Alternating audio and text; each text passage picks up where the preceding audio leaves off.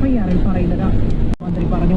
കായംകുളത്ത് എസ് വാസുദേവൻ പിള്ള രക്തസാക്ഷി ദിനം ഉദ്ഘാടനം ചെയ്ത് സംസാരിക്കുകയായിരുന്നു. സാമ്പത്തിക തട്ടിപ്പ്, വിശ്വാസവഞ്ചന തുടങ്ങിയ കുറ്റങ്ങളാണ് 3 പ്രതികൾക്കുമെതിരെ ചുമത്തിയിട്ടുള്ളത്. സ്റ്റേഡിയം അപകട കേസിൽ എം നികോഷ് കുമാർ പോലീസ് കസ്റ്റഡിയിലാണ്. തൃശൂർ പുല്ലഴിയിൽ ഫ്ളാറ്റിലേക്ക് പടക്കമെറിഞ്ഞ സംഭവത്തിൽ പ്രായപൂർത്തിയാകാത്ത 2 പേരെ കസ്റ്റഡിയിലെടുത്തു. ഇന്ന് പുലർച്ചെയാണ് കേരളത്തിൽ ഗണ്യമായ കുറവ് രേഖപ്പെടുത്തി. റാസൽഖൈമയിലെ ജബൽ ജെയ്സിൽ ഇന്ന് രാവിലെ 6:45 രേഖപ്പെടുത്തിയത് 2.2 ഡിഗ്രി സെൽഷ്യസ് ആണ്. മൂടൽമഞ്ഞിന് സാധ്യതയുള്ള ഉൾപ്രദേശങ്ങളിൽ നാളെ രാവിലെ വരെ ഈർപ്പമുള്ള കാലാവസ്ഥയായിരിക്കുമെന്നും അധികൃതർ അറിയിച്ചു.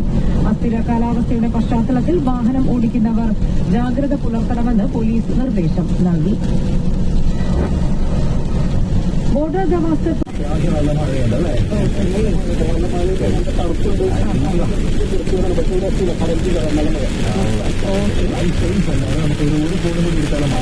നമുക്ക്